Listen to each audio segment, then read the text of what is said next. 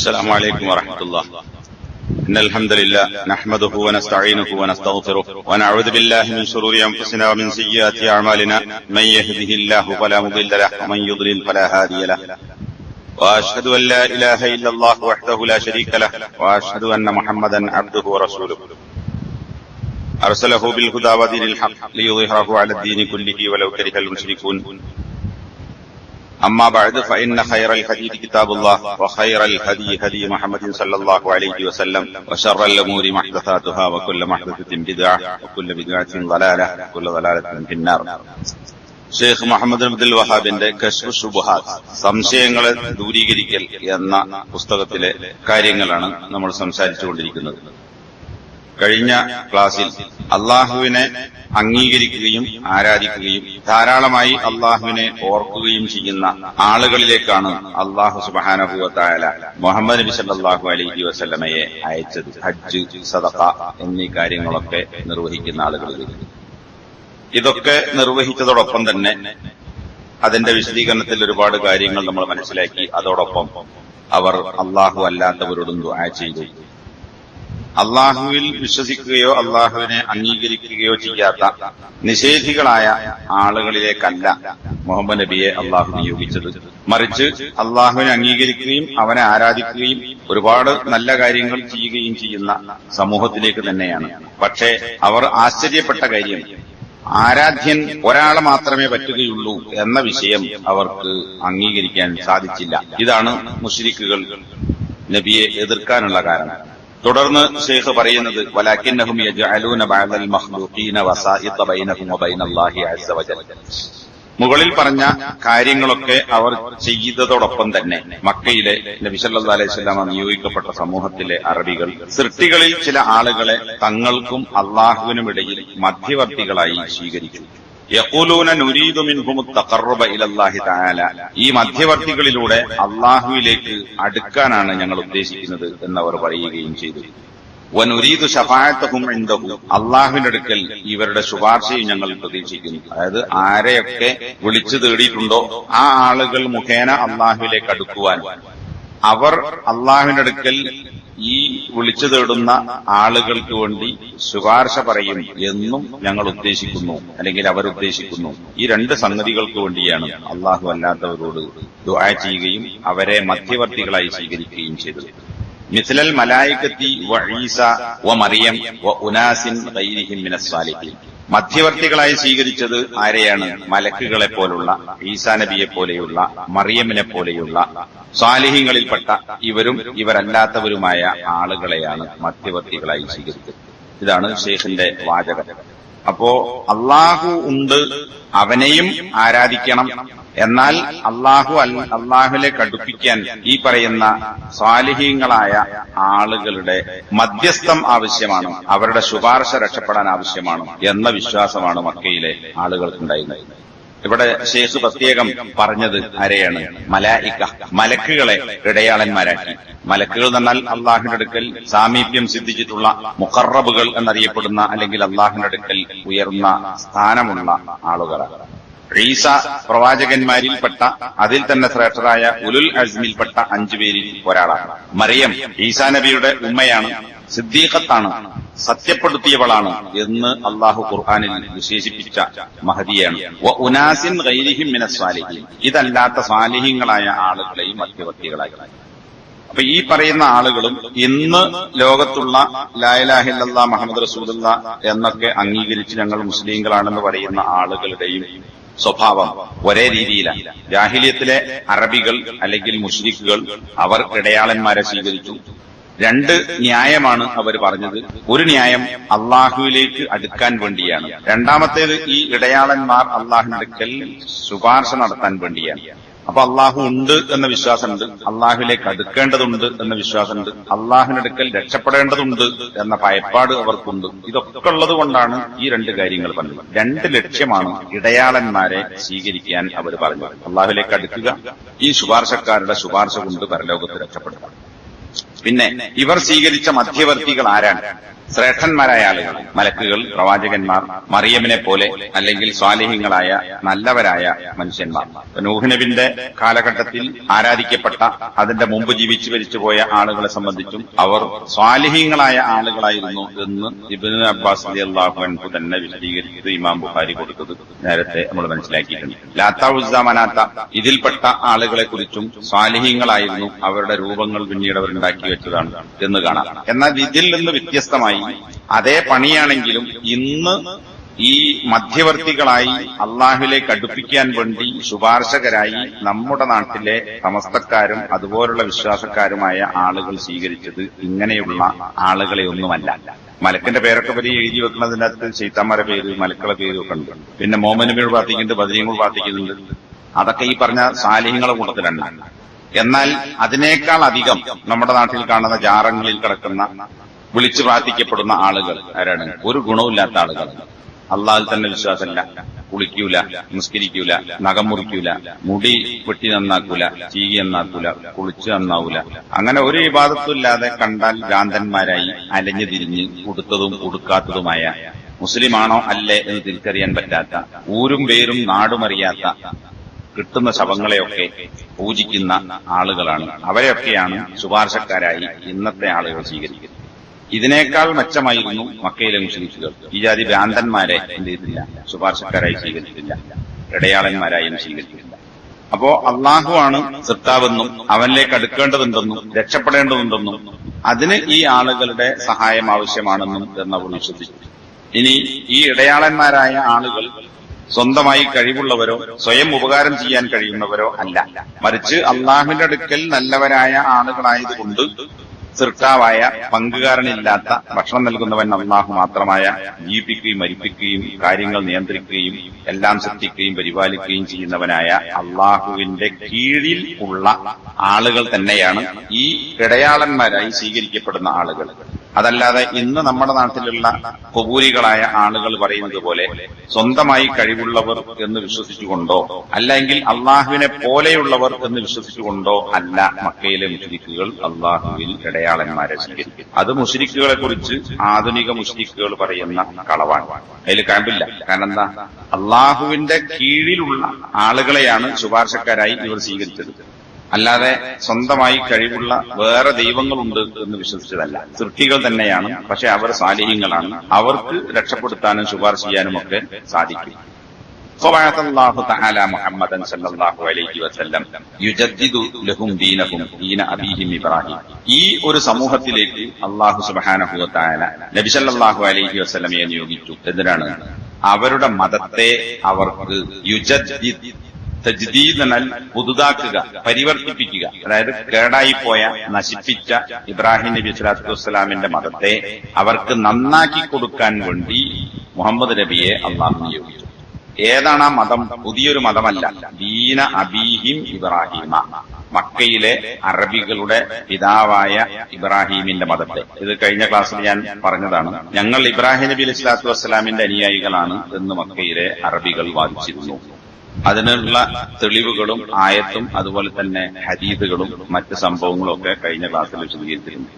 അതല്ലാതെ ഞങ്ങൾ മതമില്ലാത്ത, അള്ളാഹു ഇല്ലെന്ന് പറയുന്ന ആളുകളല്ല. മതമുണ്ട്, ഞങ്ങൾ ഇബ്രാഹിം നബിന്റെ മതത്തിന്റെ ആളുകളാണ്, അള്ളാഹു ഉണ്ട് എന്നൊക്കെ വാദിക്കുന്നതോടൊപ്പം തെറ്റായ വിശ്വാസങ്ങളും ആരാധനകളും സ്വീകരിച്ച ആളുകളുടെ അവരവകാശപ്പെടുന്ന ഇബ്രാഹിം നബിന്റെ മതം ശരിയായി അവർക്ക് പഠിപ്പിച്ചു കൊടുക്കാനാണ് അള്ളാഹു മുഹമ്മദ് നബിയെ നിയോഗിച്ചത്.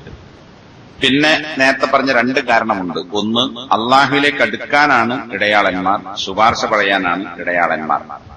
ആ വിശ്വാസത്തെയും തിരുത്തണം. വയുഖ്ബിറുഹും അന്ന ഹാദ തഖർറുബ വൽ ഇഅ്തിഖാദ മഹ്ലു ഹഖ്ഖില്ലാഹി തആല ലാ യസ്ലുഹു മിൻഹു ശൈഉൻ ലിഗൈരിഹി ലാ ലിമലക്കിൻ മുഖർറബ് വലാ നബിയ്യിൻ മുർസൽ ഫളൻ അൻ ഗൈരിഹിമാ.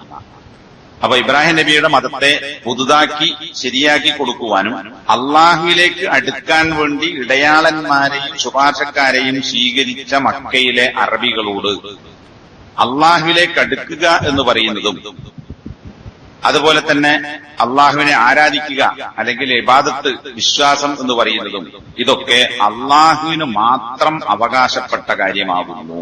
എന്ന് പറഞ്ഞാൽ അള്ളാഹുലേക്ക് അടുക്കാനുള്ള വഴി അള്ളാഹുലേക്ക് പങ്കു ചേർത്തുകൊണ്ടല്ല, മറിച്ച് അള്ളാഹുവിനെ മാത്രം ആരാധിച്ച് അവനെ റബ്ബായി അംഗീകരിക്കുന്നതോടൊപ്പം അവനെ തന്നെ ഇലാഹായി അംഗീകരിക്കുക എന്ന വിശ്വാസമാണ് അള്ളാഹുവിലേക്ക് അടുക്കാനുള്ള വഴി. ഈ ഇബാദത്ത് അല്ലെങ്കിൽ അള്ളാഹുവിന് മാത്രം അവകാശപ്പെട്ട ഈ കാര്യം അള്ളാഹു അല്ലാത്ത ഒരാൾക്കും ഇതിൽപ്പെട്ട ഒരു അംശവും ചെയ്യുക എന്നത് ശരിയല്ല. ആർക്ക്? ലാലി മലക്കിൻ മുഖറബ്, അള്ളാഹുവിലേക്ക് സാമീപ്യം നൽകപ്പെട്ട മലക്കുകൾക്ക് നൽകാൻ പാടില്ല, അള്ളാഹുവിൽ നിന്ന് നിയോഗിക്കപ്പെട്ട നബിമാർക്കും നൽകാൻ പാടില്ല. കാരണം എന്താ? ഇവർ ആരാധിച്ചത് മലക്കുകളെ, നബിമാരെ, മറിയമിനെ, സാലിഹീങ്ങളായ ആളുകളെ. ഈ ആളുകൾക്കൊന്നും അള്ളാഹുവിന് കൊടുക്കേണ്ടുന്ന ഈ അവകാശം വകവെച്ചു കൊടുക്കാൻ പാടില്ല. ഫളൻ അൻ ഗൈരിഹിമാ, എന്നിട്ടല്ലേ ഇവരല്ലാത്ത ആളുകൾ മലക്കുകളെ വസീലയാക്കാൻ പറ്റില്ലെങ്കിൽ, മലക്കുകളെ ഇടയാളന്മാരാക്കാൻ പറ്റുകയില്ലെങ്കിൽ, നബിമാരെ പറ്റുകയില്ലെങ്കിൽ, സാലിഹ്യങ്ങളെ പറ്റുകയില്ലെങ്കിൽ പിന്നെ എങ്ങനെയാണ് ഇതൊന്നുമല്ലാത്ത ആളുകളെ ഇടയാളന്മാരാക്കി വെക്കുക?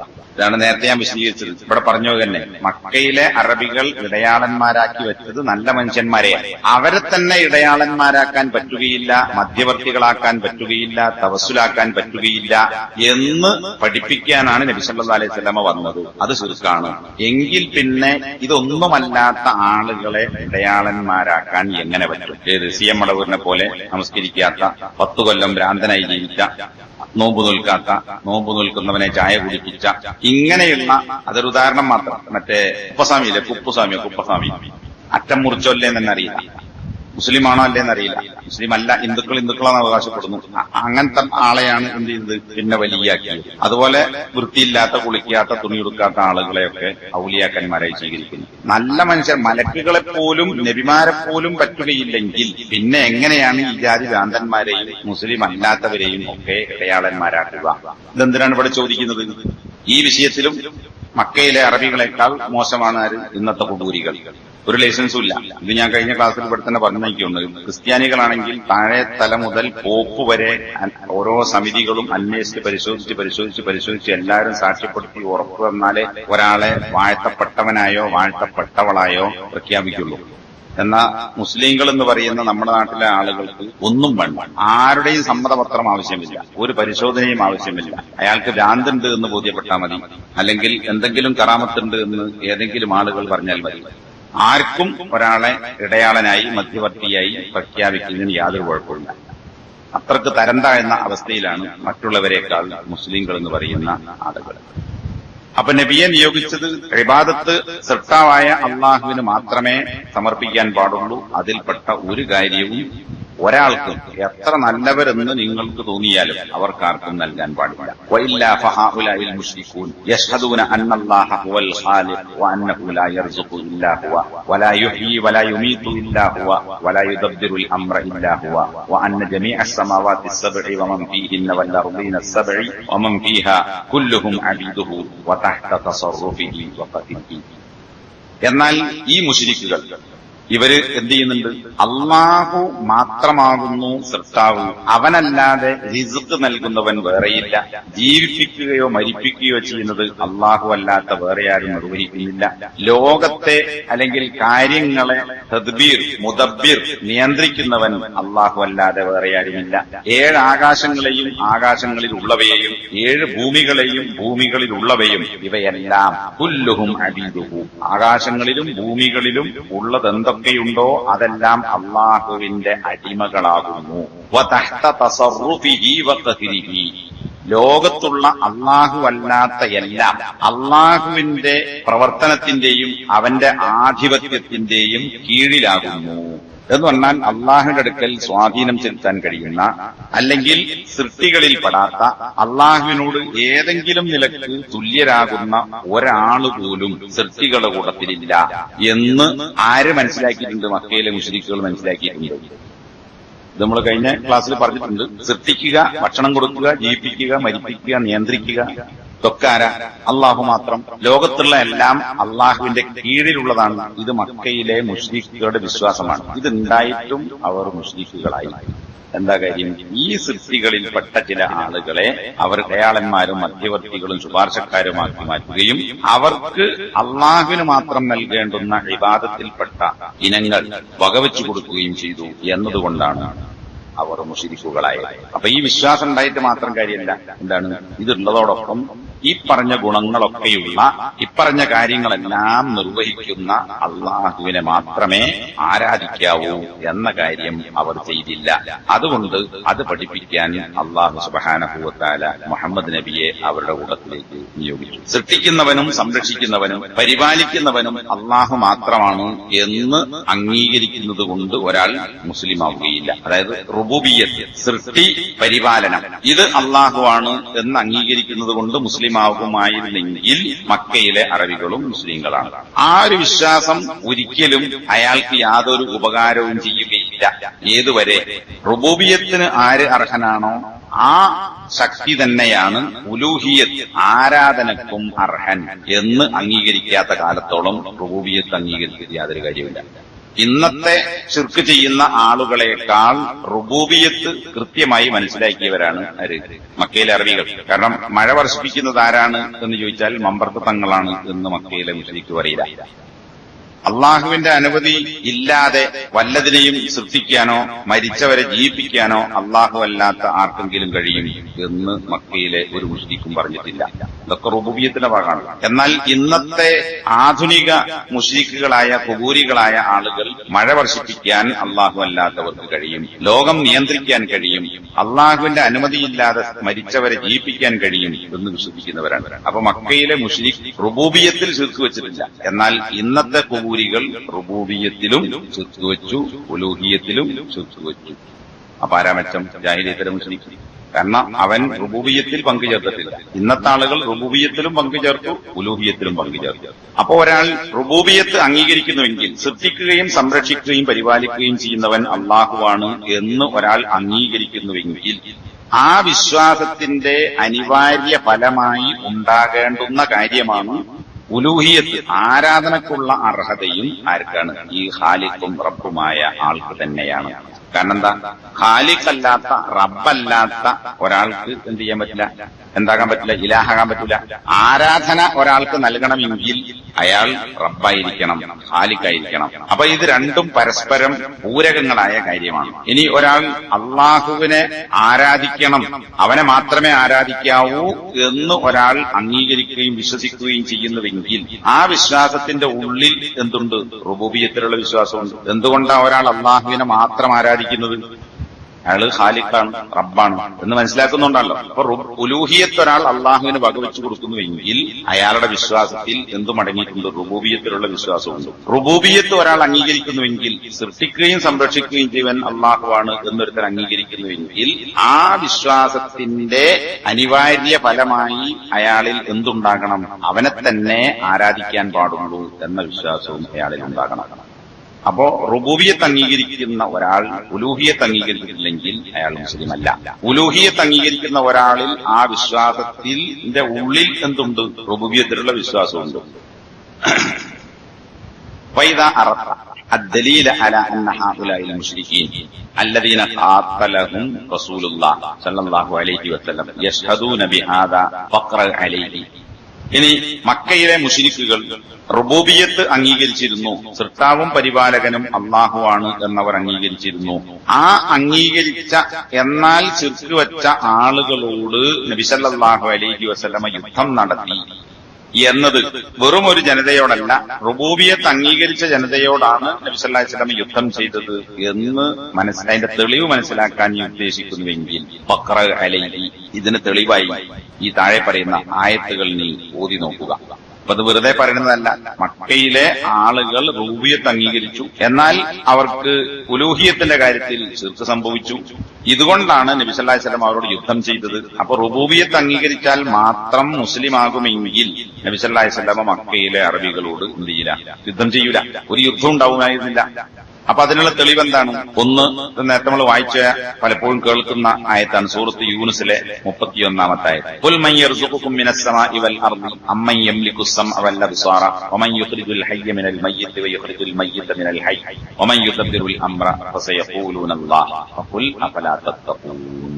നബിയെ ചോദിക്കുക, ആകാശത്തിൽ നിന്നും ഭൂമിയിൽ നിന്നും നിങ്ങൾക്ക് റിസ്ക് നൽകുന്നവനാരാ? റിസ്ക് എന്ന് പറഞ്ഞാൽ ഭക്ഷണം എന്ന് മാത്രമല്ല, വിഭവം അല്ലെങ്കിൽ ദാനം നൽകുന്നത് എന്നൊക്കെയാണ് അർത്ഥം. അപ്പോ എന്താണോ നൽകപ്പെടുന്നത് അതൊക്കെ റിസ്ക്കാണ്. അതിൽ ഭക്ഷണം പെടും, വസ്ത്രം പെടും, സമ്പത്ത് പെടും, എന്തൊക്കെ ഉണ്ടോ അതൊക്കെ റിസ്ക്കാണ്.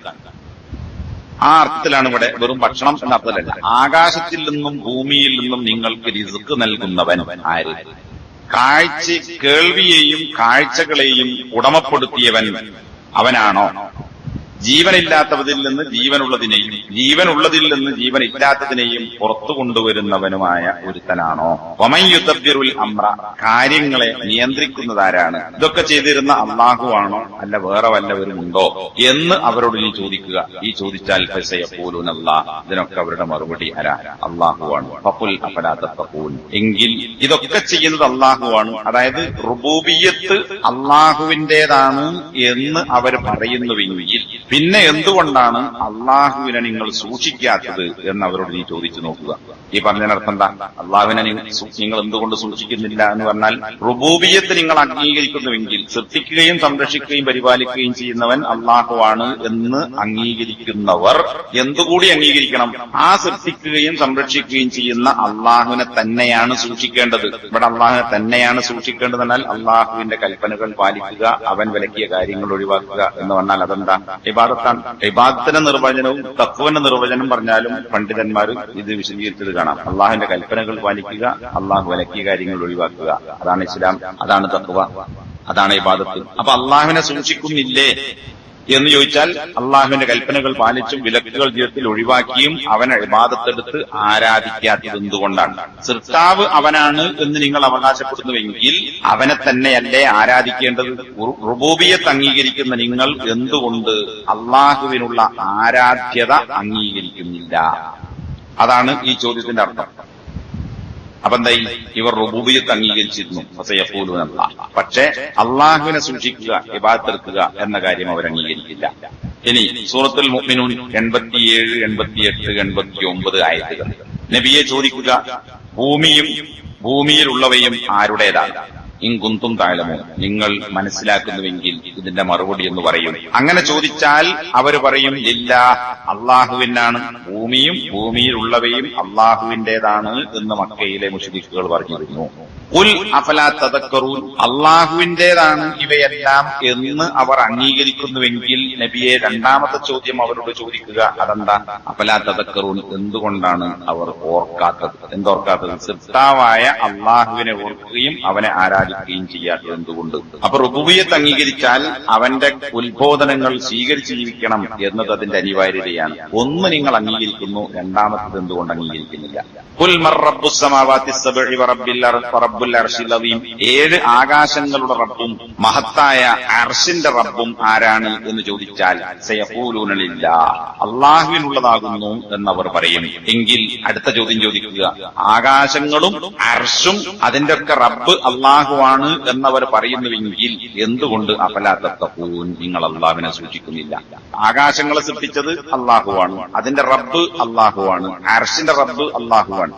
ഇത് മനസ്സിലാക്കേണ്ടതാണ്. എന്ത് അർശുണ്ട് എന്നാരും വിശ്വസിച്ചിട്ടുണ്ട്? മുശ്രിക്കുകൾ വിശ്വസിച്ചിട്ടുണ്ട്. ഈ അർശിന്റെ മുമ്പിൽ കിട്ടി ഓല് ഗവേഷണം നടത്തി കണ്ടെത്തിയ അല്ല, ഞങ്ങൾ ഇബ്രാഹിം നബിന്റെ ആൾക്കാരാണെന്ന് അവർ പറയുന്നു. അപ്പൊ ഇബ്രാഹിമി മില്ലത്തിൽ നിന്ന് അവർക്ക് മനസ്സിലായിട്ടുണ്ട് അർശ് എന്നുള്ള സാധനമുണ്ട്, അള്ളാഹു അവിടെയാണ്. അപ്പൊ ആ അർശിന്റെ റബ്ബ് അള്ളാഹുവാണ്, അത് അംഗീകരിക്കുന്നു. പക്ഷെ ഈ അർശിന്റെയും ആകാശങ്ങളുടെയും റബ്ബായ അള്ളാഹുവിനെ ആരാധിക്കുക എന്നത് അവർ അംഗീകരിക്കുന്നില്ല. റുബൂബിയ്യത്ത് അംഗീകരിച്ചു, ഉലൂഹിയത്ത് അംഗീകരിക്കുന്നില്ല. അതാണ് നിങ്ങൾ എന്തുകൊണ്ട് ആ അള്ളാഹുവിനെ നിങ്ങൾ സൂക്ഷിക്കുന്നില്ല? മൂന്നാമത്തെ ആയത്ത്, ഖുൽ മൻ ബിയദിഹി മലക്കൂത്തു കുല്ലി ഷൈഇൻ, എല്ലാറ്റിന്റെയും മലക്കൂത്ത്, രാജാധികാരം ആരുടെ കയ്യിലാണ് എന്ന് ചോദിക്കുക. വഹുവ യുജീറു വലാ യുജാറു അലൈഹി, അള്ളാഹു അഭയം നൽകുന്നു, അള്ളാഹുവിന്റെ അഭയത്തിനെതിരിൽ വേറെ അഭയം നൽകപ്പെടുകയില്ല. എന്ന് പറഞ്ഞാൽ അള്ളാഹുവിന്റെ അഭയത്തെ ഭേദിക്കുവാൻ, അതിനെ മറികടക്കുവാൻ, അതിനെ ലംഘിക്കുവാൻ വേറെ ആർക്കും സാധിക്കില്ല. ഇൻ കുന്തും തഅലമൂൻ, നിങ്ങൾ അറിയുമെങ്കിൽ പറയൂ. സയഖൂലൂന ലില്ലാഹ്, അപ്പോഴും അവർ പറയും എല്ലാത്തിന്റെയും ആധിപത്യവും അതുപോലെ തന്നെ അഭയം നൽകാനും രക്ഷ നൽകാനും കഴിവുള്ളവനും അള്ളാഹു തന്നെയാകുന്നു എന്നവർ പറയും. എങ്കിൽ മറുചോദ്യം, അത് നിങ്ങൾ അംഗീകരിക്കുന്നുവെങ്കിൽ ഫഅന്നാ തുസ്ഹറൂൻ, പിന്നെ എങ്ങനെയാണ് നിങ്ങൾക്ക് സിഹ്ർ ചെയ്യപ്പെടുന്നത് എന്ന് പറഞ്ഞാൽ എന്താ? ഈ സത്താവായ അള്ളാഹുവിനെ അംഗീകരിക്കുക എന്ന സത്യത്തിൽ നിന്ന് നിങ്ങൾ വ്യതിചലിപ്പിക്കപ്പെടുന്ന അല്ലെങ്കിൽ മാറ്റപ്പെടുന്നത് എന്തുകൊണ്ടാണ്?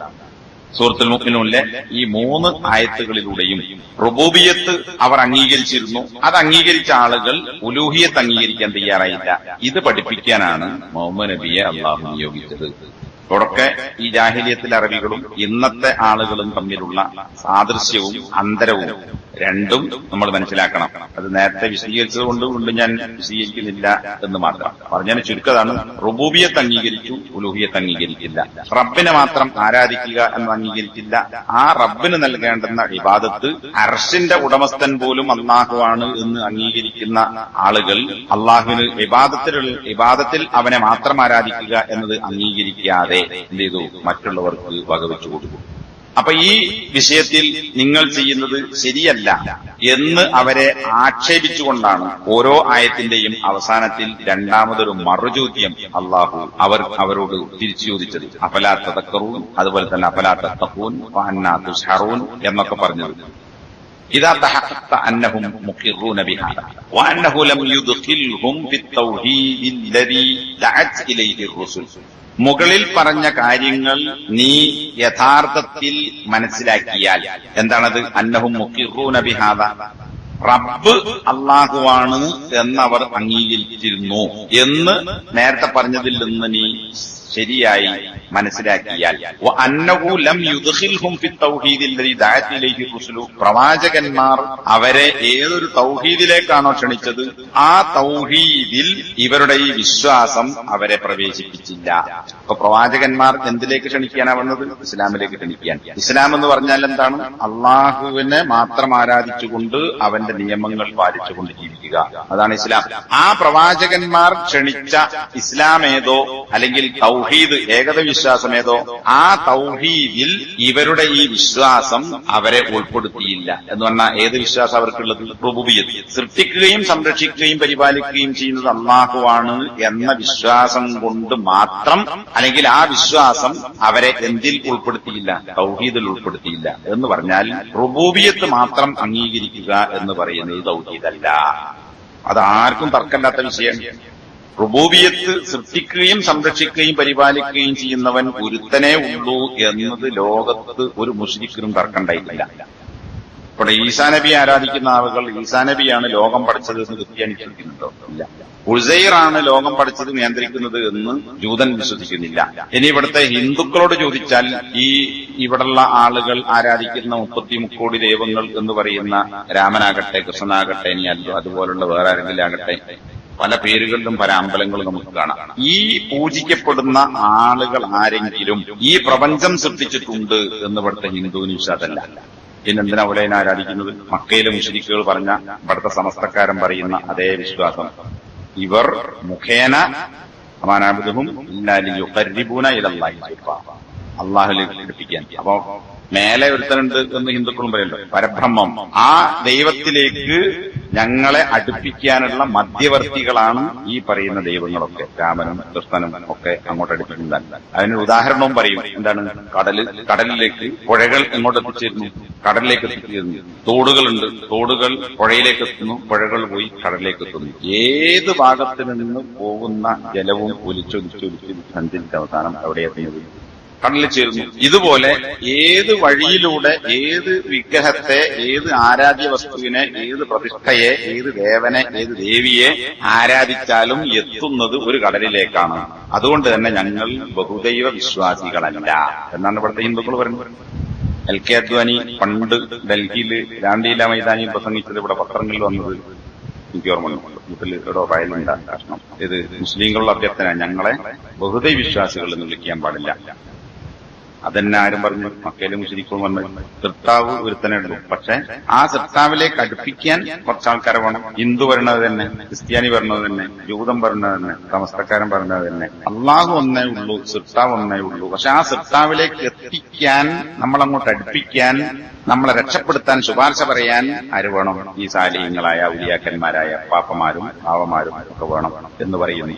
അപ്പോ റബ്ബുണ്ട്, അള്ളാഹു ഉണ്ട് എന്നതുകൊണ്ട് മാത്രം ഒരാൾ തൗഹീദിൽ ഉൾപ്പെടുകയില്ല. അങ്ങനെ ആയിരുന്നെങ്കിൽ മുഹമ്മദ് നബിയെ അള്ളാഹു നിയോഗിക്കേണ്ട ആവശ്യമുണ്ടായിരുന്നില്ല. അതാണ് ഇസ്ലാമെങ്കിൽ. റബ്ബുണ്ട് എന്ന് അംഗീകരിക്കലാണ് ഇസ്ലാമെങ്കിൽ ഒരു യുദ്ധവും നബിയും മക്കയിലെ മുശ്രിക്കുകളും തമ്മിൽ ഉണ്ടാകുമായിരുന്നില്ല. അതാണ് ഈ പറഞ്ഞത്. പ്രവാചകന്മാർ ഏതൊരു തൗഹീദിലേക്കാണോ ക്ഷണിച്ചത് ആ തൗഹീദിൽ റുബൂബിയത്തിലുള്ള ഇവരുടെ വിശ്വാസം അവരെ ഉൾപ്പെടുത്തിയില്ല, തൗഹീദിന്റെ ആളുകളാക്കിയില്ല. വദആഹും ഇലൈഹി റസൂലുള്ളാഹി സ്വല്ലല്ലാഹു അലൈഹി വസല്ലം. മറ്റു പ്രവാചകന്മാരും അതുപോലെ തന്നെ മുഹമ്മദ് സ്വല്ലല്ലാഹു അലൈഹി വസല്ലമയും അവരെ ഏതിലേക്ക് ക്ഷണിച്ചുവോ ആ തൗഹീദിൽ ഈ വിശ്വാസം അവരെ ഉൾപ്പെടുത്തിയില്ല. وعرفت أن التوحيد الذي جحدوه هو توحيد العبادة الذي يسميه المشركون في زماننا الاعتقاد.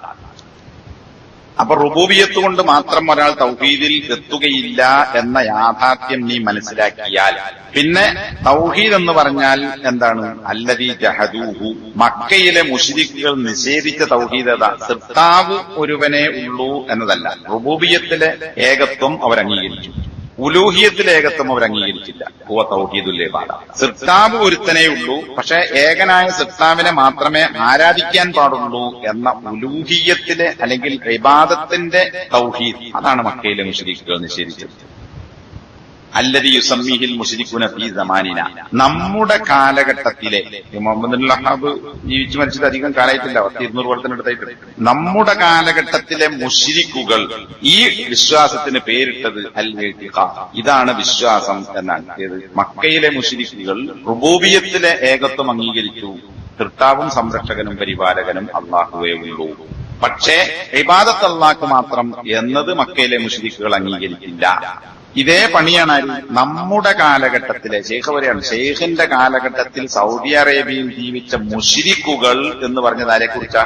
ലാ ഇലാഹ ഇല്ലല്ലാഹ് മുഹമ്മദ് റസൂലുള്ളാഹ് എന്ന് അംഗീകരിച്ച, അള്ളാഹു ഉണ്ടെന്ന് പറഞ്ഞ, മുഹമ്മദ് നബിയെ പ്രവാചകനായി അംഗീകരിച്ച, ഖുർആൻ നമ്മുടെ ഗ്രന്ഥമാണെന്ന് അംഗീകരിച്ച, പരലോകം ഉണ്ടെന്ന് അംഗീകരിച്ച, നമസ്കാരവും നോമ്പും സക്കാത്തും ഹജ്ജും ഒക്കെ ചെയ്ത മക്കയിലെ അറബികളായ ആളുകളെ ഷെയ്ഖിനോട് പേരിട്ടെന്താ? അല്ലദീ യുസമ്മീഹി അൽ മുശ്രികൂന ഫീ സമാനിന, നമ്മുടെ കാലഘട്ടത്തിലെ ഈ മുശ്രിക്കുകൾ അതിന് പേരിട്ടത് അൽ ഇഅ്തിഖാദ്, അതാണ് വിശ്വാസം എന്നാണ്. ഏത്? മക്കയിലെ മുശ്രിക്കിന്റെ വിശ്വാസം. റബ്ബ് അല്ലാഹുവാണ്, പക്ഷെ ഇബാദത്ത് അല്ലാഹ്ക്കും പറ്റും, അല്ലാഹു അല്ലാത്തവർക്കും പറ്റും. ഇതാണ് ഷെയ്ഖിന്റെ കാലഘട്ടത്തിൽ ജീവിച്ച പിന്നെ സൗദി സമസ്ത എന്ന് പറയാമാണ്. സൗദി സമസ്തക്കാർ. ഇന്നത്തെ സമസ്തക്കാരന് പറഞ്ഞാൽ റുബൂബിയത്ത് സൃഷ്ടിക്ക്, സംരക്ഷിക്കുക, പരിപാലിക്കുക, അതൊക്കെ അള്ളന്നെ. പക്ഷെ ഇബാദത്ത് അള്ളാഹ്ക്ക് മാത്രമല്ല, നേർച്ചയും വഴിപാടും ദുആയൊക്കെ മറ്റുള്ളവർക്ക് കൊടുക്കാം. അതിനേക്കാൾ ഒരു പടി കൂടി കടന്നിട്ടാണ്. നേരത്തെ ഞാൻ പറഞ്ഞു, റുബൂബിയത്തിൽ ഒരു തരത്തിലും മക്കയിലെ അറബികൾ ശിർക്ക് വെച്ചിട്ടില്ല. എന്നാൽ ഇന്നത്തെ ആളുകളോ റുബൂബിയത്തിൽ ശിർക്ക് വെച്ചു. ആരാണ് ലോകം നിയന്ത്രിക്കുന്നത് വെച്ചാൽ CM മടവൂരാണ്. നമ്മളെ പടച്ചോൻ മടവൂരാണ് അല്ലെ പാട്ട്. അപ്പൊ ഇന്ന് വരെ കൂട്ടത്തപ്പെട്ട ഒരു പ്രസിദ്ധനായ മുസ്ലിയാർ, ഈ AP വിഭാഗത്തിന്റെ, അയാളൊരു ക്ലിപ്പ് ഇന്നലെ ഞാൻ ഇങ്ങനെ യൂട്യൂബിലൂടെ കണ്ടു. അയാൾ പറയണത്, അപ്പൊ അതിൽ എതിർക്കുന്ന ശിർക്കിനെ അല്ല, അതിര് കവിഞ്ഞ മടവൂരിനെ പുകഴ്ത്തലിൽ എതിർക്കുന്ന ആളുകളുണ്ട്. അയാൾ പറയണത് കൂറ്റമ്പാറ ഉസ്താദ്. ഈ മലപ്പുറം ജില്ലയിലൂടല്ലേ. ഈ കൂറ്റമ്പാറ വലിയ പോലെ കൂടുതൽ വലിയ ബഹുമാനിക്കപ്പെടുന്ന ആളാണ്. ഹജ്ജിന് പോയപ്പോ ഞാൻ കണ്ടിട്ടുണ്ട്. അപ്പോ അയാൾ പറയണത് CM മടവൂരിന് അയാൾ മഹാനാണ്, അയാൾ ഉള്ളിടത്ത് നിർത്തിയാൽ മതി. അയാൾ ജീവിച്ചിരിക്കുന്ന കാലത്തൊന്നും കേൾക്കാത്തത് അദ്ദേഹത്തെ കുറിച്ച് പറഞ്ഞുണ്ടാക്കേണ്ട കാര്യമില്ല. എന്നിട്ട് പിന്നെ മുജാഹിദിന്റെ കൂട്ടത്തിലൊരു മൗലവി ഉണ്ട്, അദ്ദേഹത്തിന്റെ നാട്ടുകാരൻ. അയാൾ പോലും പറഞ്ഞത് അയാൾ നല്ല മനുഷ്യനായിരുന്നു എന്നാണ്. അത് ആ മൗലവി ആരാന്ന് ഞാൻ പറയണ്ടല്ലോ. അപ്പോ അതിന്റെ അപ്പുറത്തേക്ക് പോണ്ട. വില കൂടുതൽ തന്നെ CM മുദബ്ബിറുൽ ആലമാണ് എന്ന് പറയുന്നതിനെ എതിർക്കുന്ന ആളുകളുണ്ട്. അതുകൊണ്ടാണ് അബ്ദുറഹ്മാൻ സക്കാഫിനെ അബ്ദുറഹ്മാൻ മൗലവി എന്നപ്പം പറയുന്നത്. ഈ നൗഷാദ് ഹസന്റെ ഗ്രൂപ്പുകാർ അബ്ദുറഹ്മാൻ മൗലവി, അബ്ദുറഹ്മാൻ സക്കാഫി അല്ല. അതെന്താ കാര്യം? CM മുദബ്ബിറുൽ ആലമല്ല, ഈ ജാതി ഒന്നും പറയണ്ട. പന്മളന്റെ പ്രസംഗത്തിലുണ്ട്, അദ്ദേഹത്തിന്റെ ഒരു ക്ലാസ് ഉണ്ടോ ഇതിൽ പറയുന്നത്, CM മുറബിയായ ശൈഖല്ല എന്ന ഔലിയാൻ പറ്റിയാണല്ല. അവിടെ പോലെ ഗ്രൂപ്പിൽ 2 ചീരിയാണ്. കൂടിപ്പോയതിനെ മാത്രമേ എതിർക്കുന്നുള്ളൂ. ദുആ ചെയ്യാൻ പറ്റില്ല എന്ന് വെച്ചാൽ എതിർപ്പില്ല, ദുആ ചെയ്യാം. പക്ഷെ വിമാനം പിടിച്ച് തിരിക്കും, ഫ്ലൈറ്റ് തടഞ്ഞ് ട്രെയിന് തടഞ്ഞു നിർത്തും, കപ്പൽ അങ്ങോട്ടും ഇങ്ങോട്ടും എന്നൊക്കെ പറഞ്ഞാൽ അതൊന്നും പറയണ്ട. അത്രേ പ്രശ്നമുള്ളൂ, എതിർപ്പുള്ളൂ. അപ്പൊ ഈ വിശ്വാസത്തിൽ മക്കാ മുശ്രിക്കുകളെ ഇവർ കടത്തിവെട്ടി. റുബൂബിയത്തിലും എന്ത് ചെയ്തു? പങ്കെടുത്തു. CM-ന്റെ കയ്യിലാണ് ലോകത്തിന്റെ എല്ലാത്തിനെയും മലക്കൂത്തുന്നാണ്, അധികാരങ്ങളൊക്കെ CM-ന്റെ കയ്യിലാണ്. അപ്പൊ അള്ള പോലും CM-ന്റെ കയ്യിനുള്ളിലാണ് എന്ന പോലത്തിലാണ് ഈ അഹ്സനിന്റെ പ്രസംഗം. അപ്പോ ആധുനികരായ മുശ്രിക്കുകൾ പണ്ടത്തെ മുശ്രിക്കുകളെക്കാൾ ഒരു പടി കൂടി മുന്നിലാണ്. അപ്പൊ ഈ പറഞ്ഞതിനൊക്കെ ചുരുക്കം എന്താ? റുബൂബിയത്ത് കൊണ്ട് മാത്രം എന്താവൂല? തൗഹീദിലാവുകയില്ല, ഇസ്ലാമിലാവുകയില്ല. മറിച്ച് റുബൂബിയത്ത് അംഗീകരിക്കുന്നതോടൊപ്പം ഇബാദത്ത് അള്ളാഹുവിന് മാത്രമേ പാടുള്ളൂ എന്ന് അംഗീകരിക്കാത്ത ഒരുത്തനും ലൈസ ബി മുസ്ലിമീൻ, അവൻ മുസ്ലിമല്ല. ഇത് ശൈഖ് ഉസൈമീന്റെ വാചകമാണ്. വഇന്നമൻ ലം യുഖിറ ബിതൗഹീദിൽ ഇബാദ, ഇബാദത്ത് അള്ളാഹുവിന് മാത്രമേ പാടുള്ളൂ എന്ന് അംഗീകരിക്കാത്തവൻ ഫഇന്നഹു ലൈസ ബി മുസ്ലിമീൻ, അവൻ മുസ്ലിമല്ല. എന്നപ്പോ നമ്മളെ നാട്ടിലെ മുജാഹിദീങ്ങളും ചില സലഫികൾ എന്ന് പറയുന്നവരും പറയണ എന്താ? ചിർക്ക് ചെയ്താലും മുസ്ലിം തന്നെ, ഓനെ ചിർക്ക് ഉണ്ട് എന്ന് പറയാ, മുസ്ലിക്കാണ് അല്ലെങ്കിൽ ചിർക്കുള്ളവനാണ് എന്ന് പറയണ്ട. ഇവിടെ ശൈഖ് പറയണത് ഇബാദത്ത് അള്ളാഹ്ക്ക് മാത്രമേ എന്ന് അംഗീകരിക്കാത്തവൻ എന്ത് റുബൂബിയത്തിലുള്ള തൗഹീദ് ഉണ്ടായിട്ടും കാര്യമില്ല, അവൻ മുസ്ലിമേ ആവുകയില്ല. ഹത്താ വലൗ അഖറ ബിതൗഹീദ് റുബൂബിയ്യ, റുബൂബിയത്തിലുള്ള തൗഹീദ് അംഗീകരിച്ചാൽ പോലും ഇബാദത്ത് അള്ളാഹ്ക്ക് മാത്രം എന്ന അള്ളാഹുവിന്റെ അവകാശം അംഗീകരിക്കാത്തവൻ ലൈസ ബിമുസ്ലിം. വകാനു യദ്ഊന അല്ലാഹ സുബ്ഹാനഹു വതആല ലൈലൻ വനഹാറൻ. ഇനി ഈ മക്കാ മുശ്രിക്കുകളെ കുറിച്ച് പറയാണ്. ഇവർക്കുണ്ട നല്ല വശങ്ങളും പറയുന്നു, പിഴച്ചത് എന്താന്നും പറയുന്നു. ഇവിടെ പറഞ്ഞ എന്താ? മക്കയിലെ മുശ്രിക്കുകൾ യദ്ഊന അല്ലാഹ, അള്ളാഹുവിനോട് ദുആ ചെയ്യുന്നവരായിരുന്നു. ലൈലൻ വനഹാറൻ, രാവും പകലും. എന്താ രാവും പകലും അള്ളാഹുവിനോട് ദുആ ചെയ്യുന്നവരായിരുന്നു എന്ന് പറയുന്നത്? അപ്പൊ മക്കയിലെ ഈ റുബൂബിയത്ത് അംഗീകരിച്ച ആളുകൾ രാവും പകലും അള്ളാഹുവിനോട് ദുആ ചെയ്യുന്നവരായിരുന്നു. മുശ്രിക്കുകൾ. എന്താ അങ്ങനെ പറയാൻ കാരണം? നേരത്തെ പറഞ്ഞതിൽ നിന്നും കഴിഞ്ഞ ക്ലാസ്സിൽ വിശദീകരിച്ചതിൽ നിന്നും എന്ത് മനസ്സിലാക്കാം? അത്യാവശ്യ ഘട്ടങ്ങളിൽ അവർ അങ്ങനത്തെ പ്രശ്നങ്ങൾ ഉണ്ടാകുമ്പോൾ അള്ളാഹുവിനോട് മാത്രമാണ് ദുആ ചെയ്തത്. ചിർക്ക് വെച്ചതെപ്പോഴാണ്? സാധാരണ നോർമൽ കേസിൽ മാത്രമാണ് അവർ അള്ളാഹു അല്ലാത്തവരോട് ദുആ ചെയ്തത്. അപ്പോ അധിക സമയവും എന്താണ്? അള്ളാഹിനെയാണ് ആരാധിച്ചത്. എന്നാൽ ഇന്നത്തെ ആളുകളോ എല്ലാ സമയവും ഓന്റെ മനസ്സ് മുഴുവൻ ചുരുക്കാം. വിളിക്കുന്നത് കുറച്ച് സമയത്തേ ഉണ്ടാവുള്ളൂ, പക്ഷെ എല്ലാ സമയവും ഓന്റെ മനസ്സിലെ വിശ്വാസം എന്താ? മക്കയിലെ മുശ്രിക്ക് വിശ്വസിച്ചതിനേക്കാൾ രൂക്ഷമായ വിശ്വാസമാണ്. അപകടഘട്ടത്തിൽ രക്ഷപ്പെടുത്താൻ അള്ളാഹു പോരാ. നോർമൽ ചില്ലറ കേസിൽ, ചെറിയ കേസിൽ രക്ഷപ്പെടുത്താൻ അള്ള മതി, ഗുരുതരമായ പ്രശ്നങ്ങളിൽ രക്ഷപ്പെടുത്താൻ അള്ള അല്ലാത്തവർക്കേ സാധിക്കുകയുള്ളൂ എന്ന വിശ്വാസമാണ് എല്ലാ ഗൂരിന്റെയും മനസ്സിലുള്ളത്. അപ്പൊ അവൻ രാവും പകലും എന്തിലാണ്? വിശ്വാസപരമായി ചിർക്കിലാണ്. എന്നാ മക്കയിലെ മുശ്രിക്കോ വലിയ വലിയ പ്രശ്നങ്ങളിൽ സഹായിക്കാൻ അള്ള മാത്രമേ ഉള്ളൂ, ചില്ലറ കേസിലൊക്കെ മറ്റവരൊക്കെ സഹായിക്കും. അപ്പോ രാവും പകലും ഇവൻ ചിർക്കിലാണ്, മറ്റവൻ രാവും പകലും ഭൂരിപക്ഷ സമയത്തും അള്ളാഹുവെ രക്ഷപ്പെടുത്താനുള്ളൂ എന്ന് വിശ്വസിച്ചവനാണ്. മക്കയിലെ മുശ്രിക്കുകൾ, റുബൂബിയത്ത് അംഗീകരിച്ച മുശ്രിക്കുകളുടെ കൂട്ടത്തിൽ മലക്കുകളോട് ദുആ ചെയ്തവരുണ്ട്.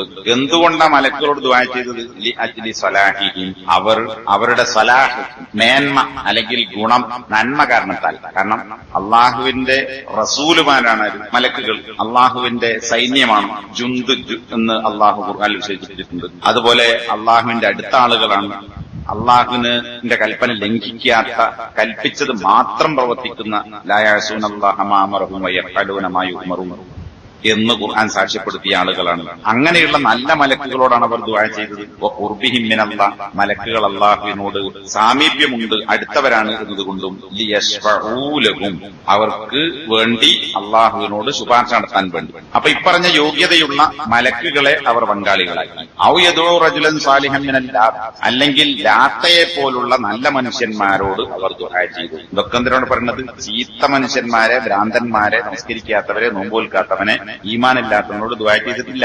നല്ല മനുഷ്യന്മാരോടാണ്. ലാത്ത എന്ന് പറഞ്ഞാൽ ആരാണ്? പിന്നെ അതിന് രണ്ട് വിശദീകരണങ്ങളുണ്ട്. അത് കഴിഞ്ഞ ക്ലാസ്സിൽ ഞാൻ പറഞ്ഞിട്ടുണ്ട്. ഇവിടെ കൊടുത്ത ഒന്ന് എന്താണ്, ഈ ബാർലി പോലുള്ള വസ്തുക്കൾ പൊടിച്ച് അതിൽ വെണ്ണ പോലുള്ള വസ്തുക്കൾ ചേർത്ത് ഒരു പ്രത്യേകതരം ഭക്ഷണ സാധനങ്ങൾ ഉണ്ടാക്കി അത് ഹാജിമാർക്ക് ഉണ്ടാക്കി കൊടുത്ത ആളായിരുന്നു ലാത്ത് എന്ന് പറയുന്നത്. ലത്ത എന്ന് പറഞ്ഞാൽ അങ്ങനെ ധാന്യം പൊടിച്ച് ഉണ്ടാക്കുക എന്നാണ്. അതിലാണ് ലാത്ത് എന്ന പേരുണ്ടായത് എന്നാണ്. ആ നല്ല മനുഷ്യൻ മരിച്ചപ്പോൾ അയാളുടെ ഖബറിനടുക്കൽ അവർ ഈത്തിക്കാപ്പിരിക്കാനും അങ്ങനെ അദ്ദേഹത്തെ ആരാധിക്കാനും തുടങ്ങി. പിന്നെ ഈസാ നബിയെ പോലെയുള്ള പ്രവാചകന്മാരെയാണ് അവർ ആരാധിച്ചത്. ഈസാ നബിയെ ക്രിസ്ത്യാനികൾ ആരാധിച്ചു. എന്തുകൊണ്ട്? കൗനിഹി ആയത്തമ്മിന്നായാത്തില്ല. ഈസാ നബി അള്ളാഹുവിന്റെ ദൃഷ്ടാന്തങ്ങളിൽപ്പെട്ടൊരു ദൃഷ്ടാന്തമാണ്. എന്താ ദൃഷ്ടാന്തം? ഈസാ നബി പിതാവില്ലാതെ ജനിച്ചു. അള്ളാഹുവിന്റെ കുൻ, നീ ഉണ്ടാകൂ എന്ന കൽപ്പനയിലൂടെ സൃഷ്ടിക്കപ്പെട്ടവനാണ്. അതുകൊണ്ട് തന്നെ അള്ളാഹുവിന്റെ ദൃഷ്ടാന്തങ്ങളിൽപ്പെട്ടൊരു ദൃഷ്ടാന്തമായ ഈസാ നബിയെ ക്രിസ്ത്യാനികൾ ആരാധിച്ചു. ഇതൊന്നും ചെയ്തത് ശരിയല്ല. കാരണം എന്താണ്? ഇതൊക്കെ തെറ്റായ വിശ്വാസമാണ്. സൂറത്തുൽ കഹ്ഫിന്റെ അവസാന ഭാഗത്ത് 103 മുതൽ 105 വരെയുള്ള ആയത്തുകളിൽ അള്ളാഹു പറഞ്ഞതുപോലെ പിന്നെ മനുഷ്യന്മാരുടെ കൂട്ടത്തിൽ ഏറ്റവും നഷ്ടകരമായ കർമ്മങ്ങൾ ചെയ്യുന്ന ആളുകളെക്കുറിച്ച് നിങ്ങൾക്ക് നാം പറഞ്ഞു തരട്ടെയോ എന്ന് നബിയെ അവരോട് ചോദിക്കുക. ആരാണ് ആ ആളുകൾ? ഏറ്റവും നഷ്ടപ്പെട്ട പ്രവർത്തനം നടത്തിയ ആളുകൾ. അവരുടെ പരിശ്രമങ്ങളെല്ലാം ഈ ദുനിയാവിൽ തന്നെ പാഴായി പോയിരിക്കുന്നു. തങ്ങൾ ചെയ്യുന്നത് നല്ല കാര്യമാണെന്ന് എന്നവർ വിചാരിക്കുന്നു. എന്നാൽ അവർ അവരുടെ റബ്ബിന്റെ വചനങ്ങളെ, ആയാത്തുകളെ നിഷേധിക്കുകയും അവനെ കണ്ടുമുട്ടുന്നതിനെ നിഷേധിക്കുകയും ചെയ്തിരിക്കുന്നു. അതിനാൽ അവരുടെ കർമ്മങ്ങൾ പാഴായി പോയിരിക്കുന്നു. ഖിയാമത്ത് നാളിൽ അവർക്ക് യാതൊരു തൂക്കവും നമ്മൾ കൽപ്പിക്കുകയില്ല എന്ന് പറഞ്ഞതുപോലെ നമ്മൾ ചെയ്യുന്നതൊക്കെ ദീനാണ്, ചെയ്യുന്നതൊക്കെ ഇബാദത്താണ്, അള്ളാഹുവിലേക്ക് അടുക്കാൻ വേണ്ടിയാണ്, രക്ഷപ്പെടാൻ വേണ്ടിയാണ് എന്ന നല്ല വിചാരത്തിൽ ചെയ്യുന്ന പ്രവർത്തനങ്ങളൊക്കെ എന്താണ്? എല്ലാറ്റിനെയും പൊളിച്ചു കളയുന്ന ശിർക്കിന്റെ പ്രവർത്തനങ്ങളാണ്. അപ്പൊ നല്ലതാണെന്ന് വിചാരിച്ച് ദുനിയാവിൽ തന്നെ പാഴായിപ്പോയ നഷ്ടത്തിന്റെ പ്രവർത്തനം നടത്തിയ ആളുകൾ ഇവരാകുന്നു. അവർക്കതുകൊണ്ട് തന്നെ ഖിയാമത്ത് നാളിൽ യാതൊരു ഉപകാരവും ലഭിക്കുകയില്ല. അങ്ങനെ ഉള്ള ആളുകളെ കുറിച്ച് പറഞ്ഞു തരട്ടെയോ എന്ന് പറഞ്ഞുകൊണ്ട് അള്ളാഹു സൂചിപ്പിച്ചത് ഇബാദത്താണ്, അള്ളാഹുലേക്ക് അടുക്കാനുള്ള വഴിയാണ്, രക്ഷപ്പെടാനുള്ള വഴിയാണ് എന്ന് വിചാരിച്ച് ഇത്തരം പണികൾ ചെയ്യുന്നവർ എല്ലാം പാഴായിപ്പോയിരിക്കുന്നു, അല്ലെങ്കിൽ പാഴാക്കിയിരിക്കുന്നു. അപ്പൊ ദുനിയാവിലുമില്ല, പരലോകത്തുമില്ല. വഅറഫ്ത അന്ന റസൂലുള്ളാഹി സ്വല്ലല്ലാഹു അലൈഹി വസല്ലം ഖാതലഹും അലാ ഹാദാ ശിർക്കി.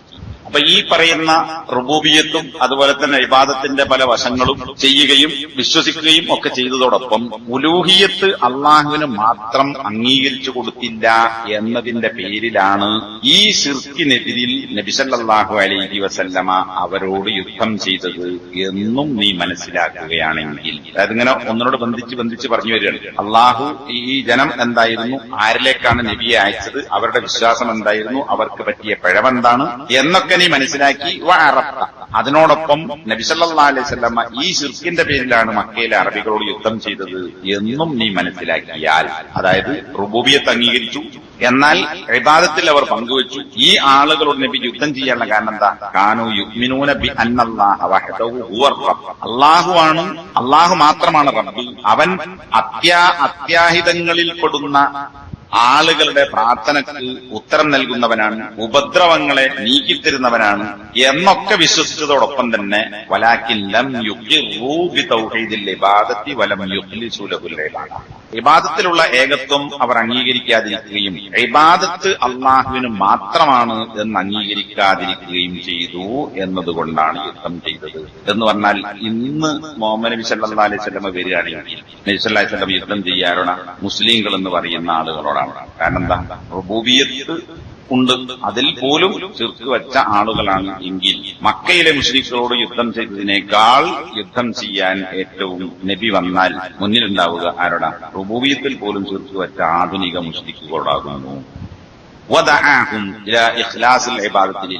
ഇങ്ങനെയുള്ള ഒരു സമൂഹത്തിലേക്ക് നബി സല്ലല്ലാഹു അലൈഹി വസല്ലമയെ അല്ലാഹു നിയോഗിച്ചു. അങ്ങനെ നബി സല്ലല്ലാഹു അലൈഹി വസല്ലമ അവരെ ക്ഷണിച്ചത് എന്തിലേക്കാണ്? ഇബാദത്ത് അള്ളാഹുവിന് മാത്രമായിരിക്കണം എന്നതിലേക്കാണ്. എന്ന് പറഞ്ഞാൽ എന്താ? റബ്ബുണ്ട്, സൃഷ്ടാവുണ്ട് എന്ന് പഠിപ്പിക്കാനല്ല ഒരു നബിയെയും അള്ളാഹു അയച്ചത്. മുഹമ്മദ് നബിയെയും അതിന് പറഞ്ഞയച്ചതല്ല.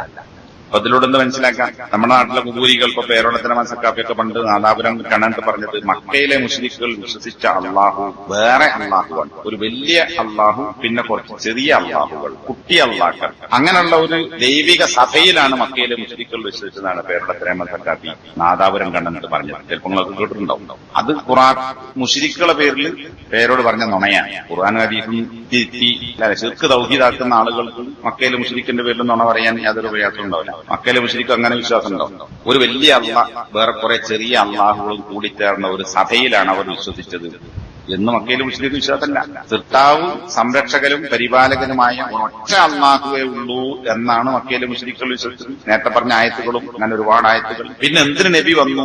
ഈ നിങ്ങൾ അംഗീകരിക്കുന്ന ഖാലിഖും റബ്ബുമായ സൃഷ്ടിക്കുകയും സംരക്ഷിക്കുകയും പരിപാലിക്കുകയും രിസ്ക് നൽകുകയും മഴ വർഷിപ്പിക്കുകയും ജീവിപ്പിക്കുകയും മരിപ്പിക്കുകയും നിയന്ത്രിക്കുകയും ചെയ്യുന്ന അള്ളാഹുവിനെ മാത്രമേ ആരാധിക്കാൻ പാടുള്ളൂ. ഏതുപോലെ കമാ ഖാല തആല വഅന്നൽ മസാജിദ ലില്ലാഹി ഫലാ തദഉ മഅല്ലാഹി അഹദ, സൂറത്ത് ജിന്നിലെ 18-ാമത്തെ ആയത്ത്. മസ്ജിദുകൾ അള്ളാഹുവിനുള്ളതാണ്. പള്ളി അള്ളാഹുള്ളതാണ്. അത് അള്ളാഹുവിന് ഇവിടെ താമസിക്കാനല്ല. അതെന്തിനാ? ഫലാ തദഉ, പള്ളികൾ അള്ളാഹുവിനുള്ളവയാണ്, അതിനാൽ നിങ്ങൾ ദുആ ചെയ്യരുത് മഅല്ലാഹി, അള്ളാഹുവിനോടൊപ്പം അഹദൻ, വേറെ ഒരാളോടും നിങ്ങൾ ദുആ നടത്താൻ പാടില്ല. അപ്പൊ പള്ളി എന്തിനാ? പള്ളി അള്ളാഹുവിന്റേതാണ്. ബൈത്തുള്ള അള്ളാഹുവിന്റെ വീടാണ്. അള്ളാഹ് താമസിക്കുന്നതല്ല, അള്ളാഹിന്റെ വീടാന്ന് പറയാൻ കാരണം അള്ളാഹുലേക്ക് ചേർത്തി പറഞ്ഞത് പള്ളിക്കുള്ള സ്ഥാനം കൊണ്ടാണ്. ആ പള്ളി എന്തിനു വേണ്ടിയാണ്? അത് ഈ ആയത്തിന് കിട്ടും, അള്ളാഹ്ക്ക് ദുആ ചെയ്യാൻ വേണ്ടിയാണ്. അപ്പൊ പള്ളികൾ അള്ളാഹുവിനുള്ളതാണ്, അതുകൊണ്ട് അള്ളാഹുവിനോടൊപ്പം നിങ്ങൾ മറ്റാരെയും വിളിച്ചു തേടരുത്. ഇത് പഠിപ്പിക്കാനാണ് നബി വന്നത്. അപ്പൊ ഇബാദത്ത് അള്ളാഹ്ക്കേ പാടുള്ളൂ. അതിനുള്ള സ്ഥലമാണ് പള്ളി. റാത്തീബ് ഓതാനും മങ്കൂസ് മൗലിദ് ഓതാനും അദ്ദാദ റാത്തീബ് ചെല്ലാനും കുത്റാത്തീബ് നടത്താനും ദിക്ർ നടത്താനും മജ്ലിസുന്നൂർ നടത്താനും നൂറെ ഹബീബ് നടത്താനുള്ളതല്ല പള്ളി. അതൊക്കെ എന്താ? ശിർക്കിന്റെ സ്ഥാനങ്ങളാണ്. പള്ളിയിൽ നിസ്കാരം നടക്കുന്നതിനേക്കാൾ കൂടുതൽ ഇപ്പൊ പല ഈ സൂഫികൾ നമ്മുടെ നാട്ടിലെ സമസ്തക്കാരന്റെ തരീക്കത്തുകാരുടെ പിന്നെ ഇങ്ങനെ നിന്നും കുനിഞ്ഞും ആടിയും ഇടത്തോട്ടും വലത്തോട്ടും ചെരിഞ്ഞും രണ്ടു കാലിലും ഒറ്റക്കാലിലും തുള്ളിയും പല കോലത്ത് നടത്തുന്ന ദിക്ർ കണ്ടില്ലേ? പല ജാതി ഈ പിന്നെ റാത്തീബ് എന്തൊക്കെ സാധനങ്ങൾ പല പള്ളികളിലും കാണാം. എന്റെ അടുത്തുള്ള ചെറിയ കാന്തപുരം എന്ന് പറയുന്ന ഒരു മുഹമ്മദ് മുസ്ലിം ആടെ നാട്ടിൽ കരുമ്പയില് അവിടെ പള്ളിയിലച്ഛന് വീഡിയോ ഉണ്ടായിരുന്നു. ഇത് നാട്ടിലാണ്. നല്ല രസാ കാണാൻ, നല്ല ആരോഗ്യം വേണം, മസിൽ പവർ ഉള്ളതിനെ ചെയ്യാൻ പറ്റും. ഇതൊക്കെയാണ് പള്ളി വെച്ച് നടത്തുന്നത്. എന്നാൽ അള്ളാഹ് പറഞ്ഞ എന്താ?